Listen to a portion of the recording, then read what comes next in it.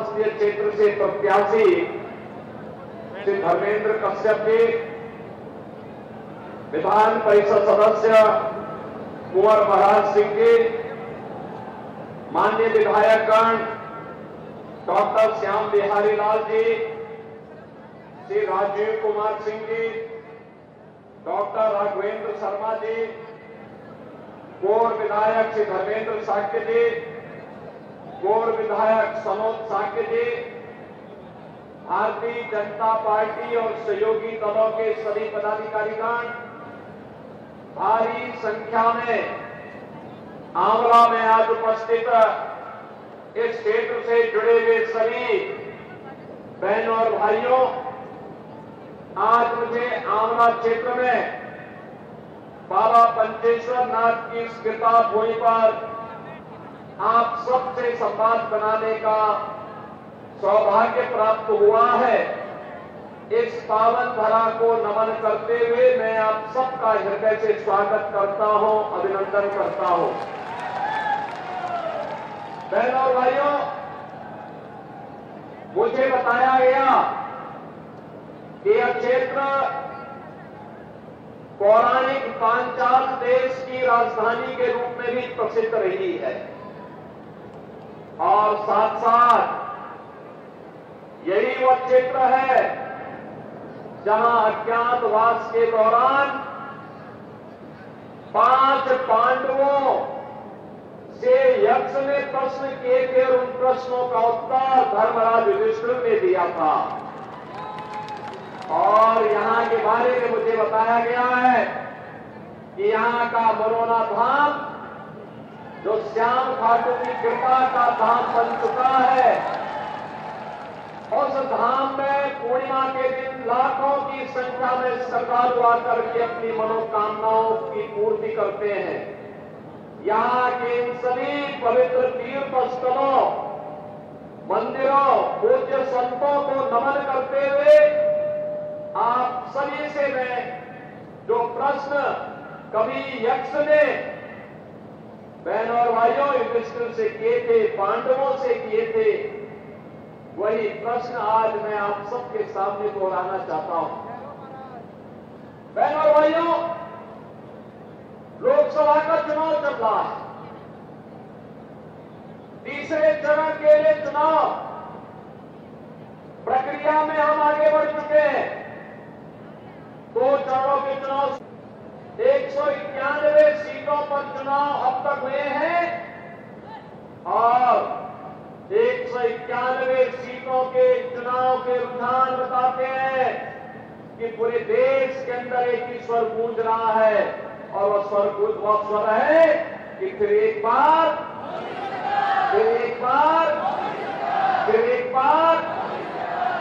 मोदी सरकार। बहनों भाइयों, ये मोदी सरकार के स्वर क्यों गूंज रहे हैं? इसका कारण है मोदी जी ने 10 वर्ष के अंदर देश की कायाकल्प की है, भारत को एक नई पहचान दी है, भारत का दुनिया के अंदर सम्मान बढ़ाया है, भारत की सीमाओं की सुरक्षा की है, भारत के अंदर आतंकवाद और नक्सलवाद की समस्या का समाधान किया है, विकास के बड़े बड़े कार्यों को बिना भेदभाव के देश के अंदर लागू करके भारत को दुनिया की एक बड़ी ताकत के रूप में स्थापित करने के लिए कार्य किया है और गरीब कल्याणकारी योजनाओं का लाभ बिना भेदभाव के गांव, गरीब, किसान, नौजवान, महिलाएं और समाज के सभी तबके को उपलब्ध करवाने का काम किया है। बहनों भाइयों, आज भारत का दुनिया के अंदर सम्मान है।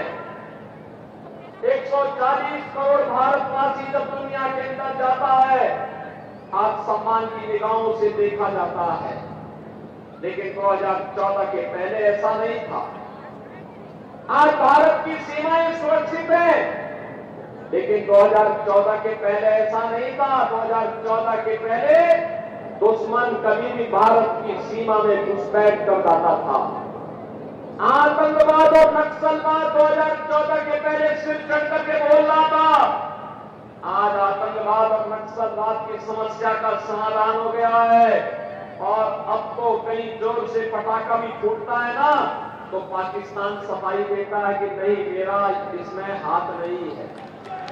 बहनों भाइयों, ये वही हिंदुस्तान है 2014 के बाद के हिंदुस्तान को पहचानो। आज हाईवे बन रहे हैं, रेलवे के काम हो रहे हैं, मेट्रो की लाइन बिछ रही है, रैपिड रेल बन रहे हैं, IIT, IIM, multi medical college, IIT, NIT, world class university, ये सभी बन रहे हैं, नए उद्योग लग रहे हैं, हर घर नल की योजना भी लागू हुई है। और यही नहीं बहनों और भाइयों, गरीब कल्याणकारी योजनाओं का लाभ किस रूप में 80 करोड़ लोगों को फ्री में राशन की सुविधा का लाभ, 60 करोड़ लोगों को 5 लाख रुपए की स्वास्थ्य बीमा का कवर, 50 करोड़ लोगों के लिए बहनों और भाइयों जनधन अकाउंट खोलने का कार्य, और यही नहीं 12 करोड़ किसानों को किसान सम्मान निधि का लाभ, 12 करोड़ लोगों के घरों में शौचालय का निर्माण, 10 करोड़ घरों में उज्ज्वला योजना की रसोई गैस के सिलेंडर, मोदी जी ने कनेक्शन दिए। होली और दीपावली में उत्तर प्रदेश सरकार फ्री में रसोई गैस भी उपलब्ध करवाने का काम कर रही है उन लोगों को। बहनों और भाइयों, 4 करोड़ गरीबों के मकान बन गए और अगले 5 वर्ष के लिए 3 करोड़ नए मकान बनाने का भी संकल्प मोदी जी ने कर लिया। आप सोचो, ये जितनी योजनाएं दी गई किसी जाति मजहब को ध्यान में रख के दी गई क्या? बिना भेदभाव के सबको दी गई। लेकिन आज जो प्रश्न मैं आपसे करने वाला हूं, वह प्रश्न वही यक्ष प्रश्न है जो कभी यक्ष ने धर्मराज युधिष्ठिर से किए थे, और उस समय उन्होंने जो प्रश्न किए थे वो तो 100 थे, लेकिन मैं केवल 10 प्रश्न पूछना चाहता हूं। और आप पूछिए, ये सपा बसपा कांग्रेस के प्रत्याशियों से प्रश्न पूछिए, ये प्रश्न से पूछिए और उनसे बोलिए कि कांग्रेस सपा बसपा को देश के अंदर, कांग्रेस को लगभग 60 से 65 वर्षों तक शासन करने का अवसर प्राप्त हुआ था। समाजवादी पार्टी, बहुजन समाजवादी पार्टी को प्रदेश के अंदर 3-3, 4-4 बार सत्ता में आने का अवसर प्राप्त हुआ था। इन्होंने प्रदेश और देश के सामने क्या समस्याएं खड़ी की थी, और इसीलिए मैं आपसे पूछता हूं कि देश के सामने पहचान का संकट करने का दोषी कौन है? देश के सामने सुरक्षा का संकट पैदा करने वाले कौन दोषी हैं? देश को विकास से वंचित करने के दोषी कौन? देश में भूखमरी से हुई मौतों का दोषी कौन? देश में अन्नदाता किसानों की मौत का जिम्मेदार कौन? जो आत्महत्या कांग्रेस की सरकार में अन्नदाता किसान करता था, इसका दोषी कौन है? सपा बसपा कांग्रेस की सरकार में तुष्टीकरण की नीति, घातक नीति के कारण हुए दंगे, निर्दोष लोगों की मौतें और व्यापारियों को हुए नुकसान का दोषी कौन? भ्रष्टाचार की भीषण समस्या के कारण भारत का विकास जो बाधित हुआ, इसका दोषी कौन? पलायन और बेरोजगारी की समस्या के कारण 2014 के पहले जिन नौजवानों ने पलायन किया था, उनके जीवन के साथ खिलवाड़ हुआ था, इसका दोषी कौन है? बिजली और पानी से जनता जनार्दन को वंचित करने वाले कौन वे लोग हैं? क्या कांग्रेस इसका जवाब दे पाएगी? उसका दोषी कौन है? और अंत में बहनों और भाइयों, जो 10वां प्रश्न है वह ये कि इतने दशकों तक शासन करने के बाद भी कांग्रेस सपा बसपा आपकी आस्था के साथ खिलवाड़ करती रही, इसका दोषी कौन है? बहनों और भाइयों, ये वही कांग्रेस है, ये वही सपा है, ये वही बसपा है। जब सत्ता में आए थे तब कहते थे कांग्रेस प्रदेश के लोग कहते थे राम हुए ही नहीं। समाजवादी पार्टी के लोग कहते थे कि अयोध्या में परिंदा भी पर नहीं मर सकता। आखिर आज सत्ता से वंचित हुए, अब कैसे तड़प रहे हैं लोग, जैसे बिन पानी मछली तड़पती है, क्योंकि बगैर सत्ता के लोग रह नहीं सकते। आप सोचिए समाजवादी पार्टी के हाल को देखिए। कल्याण सिंह जी का पूरा जीवन उत्तर प्रदेश के विकास के लिए, श्री राम जन्मभूमि के लिए समर्पित था। और स्वर्गीय कल्याण सिंह जी की जब मृत्यु हुई, समाजवादी पार्टी ने अपने संवेदना के एक भी शब्द नहीं व्यक्त किए। कल्याण सिंह जी प्रदेश के पूर्व मुख्यमंत्री, राज्यपाल, और उनकी दुखद मृत्यु पर समाजवादी पार्टी के पास संवेदना के एक भी शब्द नहीं। मुलायम सिंह जी की मृत्यु हुई, मैं स्वयं गया था, मैं सेफई गया था, लखनऊ भी गया था, सेफई भी गया था, श्रद्धांजलि देने के लिए गया था। लेकिन बहनों और भाइयों, ये समाजवादी पार्टी के यही लोग एक माफिया की मौत पर कैसे घड़ियाली आंसू बहाते हैं। आपने अभी देखा होगा, एक माफिया के मरने पर हत्या करने के लिए गए इस माफिया के खिलाफ। जो लोग हिंदुओं के मरने पर संवेदना न व्यक्त कर सकते हो और माफिया के मरने पर हत्या पढ़ते हो, क्या उनको सत्ता में आने का अधिकार है? क्या उनको सत्ता में आने का अधिकार है? क्या ये लोग जाति का सहारा लेंगे, लेकिन परिवार तक सीमित हो जाएंगे। आपने देखा होगा, समाजवादी पार्टी ने एक ही परिवार के सब लोगों को निकलते, अपने ही परिवार के सब लोग, परिवार के बाहर कोई नहीं हुई, परिवार के बाहर सोच ही नहीं है, जाति का सहारा लेंगे। लेकिन बहनों और भाइयों, घूम फिर करके परिवार में आएंगे। और ये तो महाभारत की धरती है, महाभारत के रिश्ते देखने तो उसके सबसे अच्छे नमूने समाजवादी पार्टी के लोग हैं। वहां सभी पात्र महाभारत के मिल जाएंगे। और इसीलिए मैं आप सबसे कहने के लिए आया हूं, कांग्रेस और सपा बसपा का जो हिडन एजेंडा है, उनके घोषणा पत्र से उजागर होता है। वे फिर से प्रदेश को, देश को दंगों की आग में झोंकना चाहते हैं, भारत का विभाजन की आधारशिला रखना चाहते हैं। मेहनत के बाद भारतीय जनता पार्टी की सरकारों ने सुरक्षा का, निवेश का, रोजगार का जो बेहतर माहौल बनाया है, इसमें बैरियर बन करके लोग आए हैं। हमें देश के विकास में किसी को बैरियर नहीं बनने देना चाहिए। अगर कांग्रेस सपा बसपा चाहती, कांग्रेस चाहती देश की आजादी के तत्काल बाद अयोध्या में राम जन्मभूमि के भव्य मंदिर के निर्माण का मार्ग प्रशस्त हो गया होता। कांग्रेस ने तो कहा राम हुए ही नहीं, यानी हमारे आराध्य देव को अपने स्वयं की जन्मभूमि के लिए प्रमाण जुटाने पड़े। लेकिन सत्य को कोई झुटला नहीं सकता है। अंततः वही हुआ, अयोध्या में राम मंदिर का निर्माण हुआ है ना।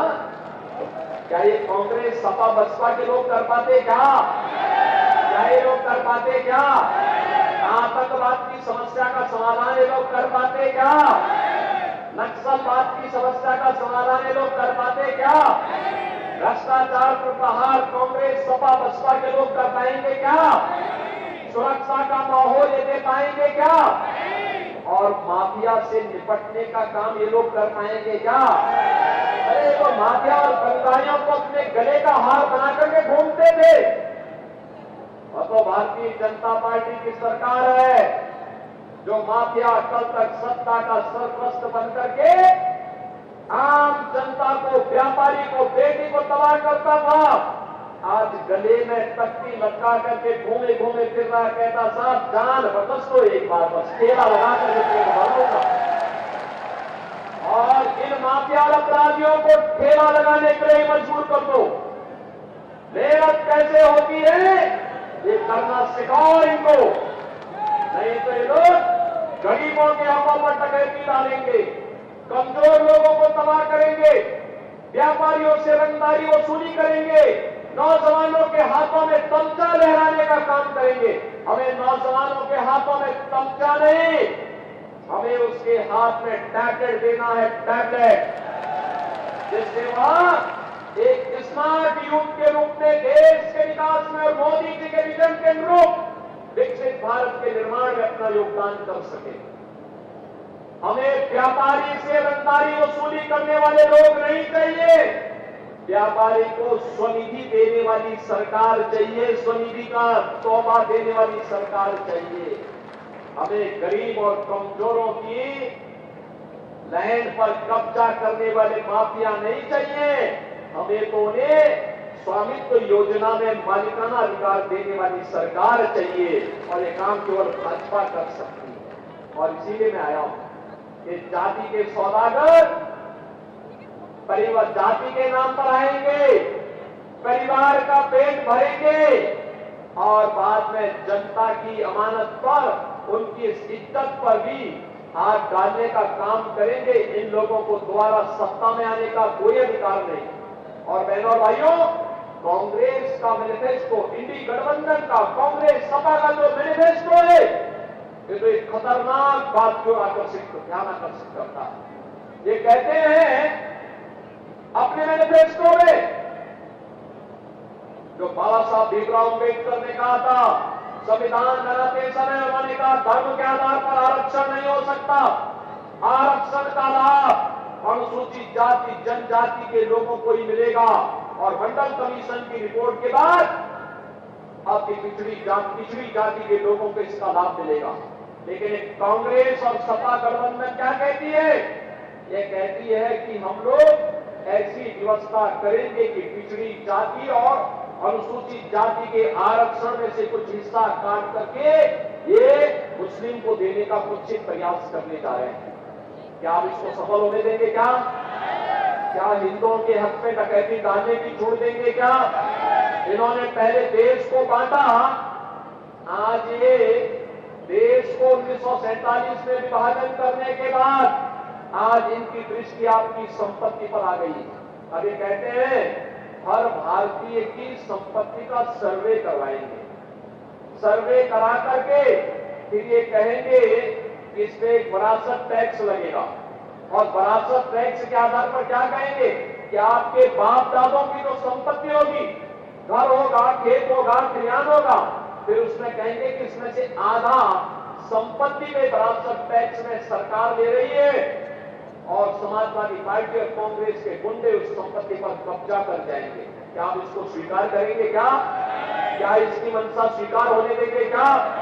और इसीलिए बहनों और भाइयों, मैं आप सबके बीच में आया हूं आपसे अपील करने के लिए। मोदी जी ने देश को एक विजन दिया है, विकास का, सुरक्षा का, समृद्धि का और नए भारत का। आज दुनिया में सम्मान बढ़ा है, सुरक्षा का बेहतर माहौल हुआ है, आज भारत को दुनिया में कहीं भी जाकर सम्मान मिलता है। नौजवान आज एक सही राह पर आगे बढ़ रहा है, भारत को, विकसित भारत के सपने को साकार कर रहा है, और विकसित भारत के उसी सपने को साकार करने के लिए आज मैं आपके पास आया हूं आंवला में। धर्मपाल जी ने कई बार प्रयास किया कि मैं यहां आऊं, पिछले विधानसभा चुनाव में मैंने कई बार प्रयास किया था, कार्यक्रम नहीं बन पाया था। आज बहनों और भाइयों, मुझे यहां आने का अवसर प्राप्त हुआ है, और इसीलिए मैं आप सबका आह्वान करूंगा, हम लोग किसी के बहकावे में ना आए। जो देश के लिए है हम उसके साथ में, जो देश के साथ में हम उसके साथ में, क्योंकि जीवन हमारा है, सुरक्षा भी आपकी है, देश भी आपका है।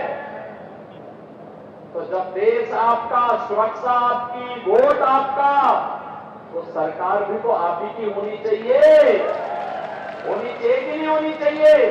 और इसीलिए मैं आया आपसे कहने के लिए, या केवल और केवल भारतीय जनता पार्टी इसकी सुरक्षा की गारंटी दे सकती है। प्रधानमंत्री मोदी जी ने विकसित भारत और आत्मनिर्भर भारत की बात की है, वह केवल भारतीय जनता पार्टी कर सकती है। लेकिन बहनों और भाइयों, इसके लिए आपको अपने स्तर पर भी कुछ सहयोग करना पड़ेगा। मुझे एक बात बताओ, क्या देश से बढ़कर के कोई है क्या? देश से बढ़कर के हमारा स्वयं का स्वार्थ हो सकता है क्या? अरे देश का हित होगा तो हमारा भी हित हो जाएगा उसी में। और इसीलिए चुनाव के दिन सबसे पहला काम मतदान, पहला काम मतदान, और दूसरा कार्य ये देख करके कि देश के हित में, देश के विकास के हित में, देश की सुरक्षा के हित में भारत की सनातन आस्था का सम्मान करने वाली सरकार चाहिए, और वह केवल और केवल भारतीय जनता पार्टी होगी। और इसी के लिए मैं आपके पास आया हूं। बहनों और भाइयों, इस क्षेत्र का यानी आंवला क्षेत्र से तो मुझे कई बार मेरे साथ में हम लोग साथ साथ काम किए। स्वर्गीय राजवीर सिंह जी कई बार हम लोग संसद में साथ साथ थे। मुझे गोरखपुर से 5 बार सांसद बनने का अवसर प्राप्त हुआ था, और इसमें स्वर्गीय राजवीर सिंह जी हमारे साथ, हम लोग साथ साथ सांसद। आज हमारे बीच में उनका पुत्र यहां मंच पर भारतीय जनता पार्टी के लिए कार्य कर रहा है। वो सर्वनाथ सिंह जी भी थे, लेकिन हो सकता है कि कुछ विचलन हो, लेकिन देर आए दुरुस्त आए। अवश्य उनका आशीर्वाद भी भारतीय जनता पार्टी के प्रत्याशी को प्राप्त होगा, देर से देर जरूर प्राप्त होगा। और मैं चाहूंगा कि कहीं भी भटकाव नहीं होना चाहिए। हम राष्ट्रवादी मिशन के साथ जुड़े हैं, राष्ट्रवादी मिशन के साथ हमें आगे बढ़ना है, और इसीलिए मैं आप सबसे अपील करूंगा कि हमें भारत के हित के लिए मोदी जी को तीसरा कार्यकाल देना है, क्योंकि मोदी जी के तीसरे कार्यकाल में पहले 3 वर्ष में ही भारत दुनिया की तीसरी बड़ी अर्थव्यवस्था बन जाएगा, और वह हर भारत के लिए गौरव की बात होगी। आप चाहते हैं ना कि भारत दुनिया की एक ताकत बने? आप चाहते हैं भारत दुनिया की एक ताकत बननी चाहिए? यह काम केवल भाजपा कर पाएगी, और इसके लिए आंवला संसदीय क्षेत्र के मतदाताओं से मैं अपील करूंगा, मेरी अपील होगी, आप सबको मोदी जी का और योगी जी का प्रतिनिधि बनकर के घर घर जाना होगा। जाएंगे? घर घर जाएंगे, लोगों से अपील करेंगे, और स्वयं भी धर्मेंद्र कश्यप बनना पड़ेगा। बनेंगे? घर घर जाकर के जनता जनार्दन से अपील करनी है, और एक ही अपील करनी है, और वो अपील ये करनी है कि धर्मेंद्र कश्यप को रामायण काल के संबंधों को निभाने के लिए आया है। जब प्रभु राम की नैया को पार करने के लिए केवट आया था, उसी केवट के प्रतिनिधि के रूप में वो आपके बीच आया है। इस क्षेत्र के विकास को एक नई ऊंचाई तक पहुंचाने का काम करेगा। क्या इस संदेश को लेकर के जाएंगे? और इसके लिए कमल फूल पर आपको भारी बहुमत से धर्मेंद्र कश्यप को विजयी बनाने के लिए कार्य करना है। करेंगे आप सभी लोग कार्य? लोगों से करवाएंगे भारी बहुमत से? तो मेरे साथ बोलेंगे, भारत माता की, भारत माता की, भारत माता की।